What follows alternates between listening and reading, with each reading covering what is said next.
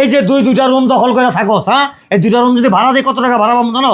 20 থেকে 22,000 টাকা ভাড়া পাবো প্রতি মাসে।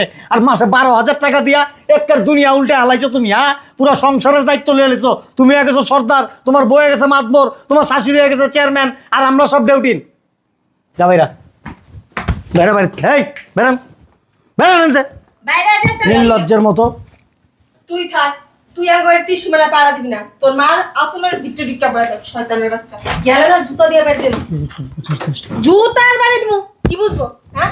তোর ভাই, তোর বাপ, তোর মা মিলে যতক্ষণ আমার মার অপমান করলো তখন তুই কিছু করতে পারলি না, শয়তানের বাচ্চা।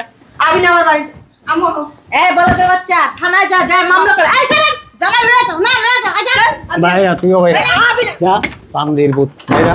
আব্বা ছোট মানুষ ভুল করছে, রে লিখে বাইক করে দিব বাসার থেকে। এই তুই চুপ থাক। বহুত মায়া দা আইছস, মায়া দা আজকে এই পর্যায়ে আইছে। ও আর বউয়ের কথা ছাড়া কোনো কিচ্ছু বুঝে না। আর বউ একদিকে, দুনিয়া একদিকে। আর বউয়ের বুদ্ধি শুনা, আর বউয়ের পরামর্শ শুনা এমন একদিন হইব কি জানো, তোমার আমার ঘুমের মধ্যে মেরা ফেলাইব, আর বাইরেও মেরা ফেলাইতে পারে।